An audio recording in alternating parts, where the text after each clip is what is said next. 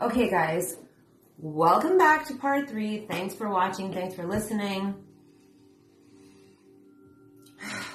So you got out of this karmic relationship that mimicked a twin flame relationship, and now you're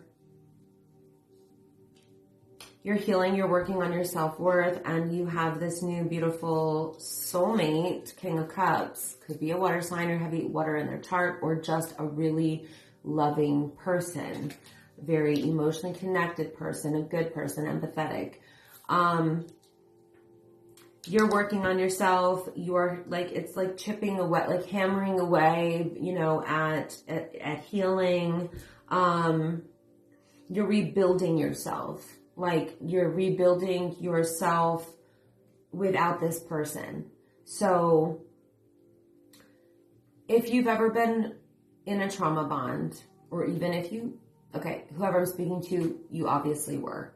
So when you're in a trauma bond, you feel like you can't live without that person. You get addicted to the high of being with them again, making up after a fight. It's difficult. It's really, really, really, really difficult, honestly. So I think that you're past that point, but the trusting part is what you're still needing to work on here. And that's okay. Like I said, you can take your time. You don't have to rush this new relationship or the dating with this person. Enjoy it for what it is. Don't let anybody rush you into something like moving in together or marriage or anything faster than you're comfortable doing so. A person who loves you will respect how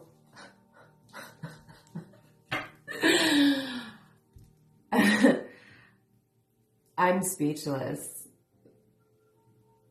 I literally don't even know what to say. I'm just literally telling you that you can take your time and that nobody should rush you into moving in together or getting married or getting engaged.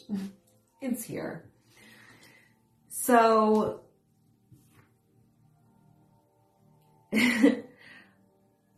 I know this is new. This looks like a very new situation, but I definitely feel like this King of Cups is already thinking about proposing to you. What kind of engagement ring you would like. Higher commitment is here. Eternity is here. Partnership and union. Completion. This person feels like you complete him. Again, I'm going to just reiterate this. Okay? Take your time. You don't have to get engaged as fast as anything. Okay? You don't. Take it slow. Just enjoy the moment. Enjoy the moment. Yeah. Enjoy the stage of dating, of courting, of talking, being interested in each other, awaiting messages, the excitement of like texts and phone calls and, looking forward to talking more. Like, enjoy that, take your time talking, getting to know each other, ask a lot of questions, spend time together.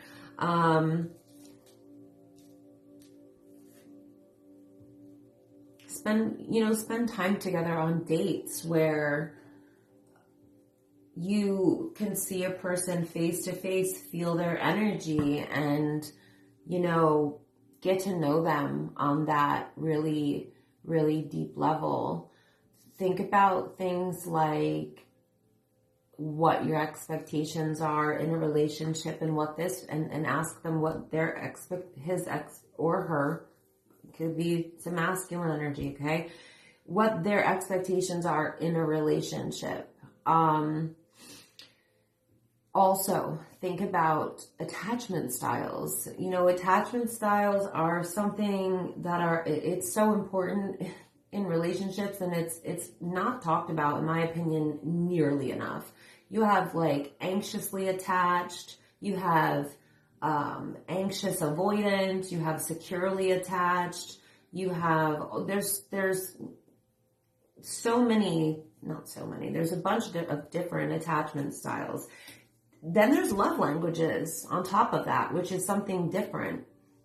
You know, anxiously attached is another attachment style. I think I might have said that one. But anyway, if you are talking love languages, you know, some people need a lot of verbal, auditory reassurance. Others are acts of service, you know. Other people, it's more about like intimacy, connecting, not just physically, but, you know, sharing a lot. So if you're somebody who likes your person to always, you know, talk about their feelings or share what's on their mind, and your person isn't like that, they're more the stoic, like keeps things to themselves type of person, then it's probably not going to end up being the best match for you. I'm just saying. These things are important. You know, the fairy tale is that love is enough, and love can be a choice, and love is a choice, but in relationships, the person who you're gonna spend the majority of your time with, the person who you're going to share your life with, you're gonna wanna make sure that you guys are on the same vibration, on the same page, have similar goals or attachment styles, or at least love languages that work well together. I'm just gonna leave it at that. Otherwise, you just end up being in a relationship where two people just do not understand each other. Can we learn to, you know, adjust to attachment styles and love languages that don't really coincide with our own? Probably. I guess if you're, you know, if a person is willing, but I feel like that would require a lot of changing for another person. And I feel like, you know, we need to feel loved for like who we already are and accepted for who we already are. I don't know. I'm going off on a tangent. I do that sometimes. Undiagnosed ADHD. So I'm going to be honest with you. I have this energy here that it's like, this person is DEAD to you. Yes, they are.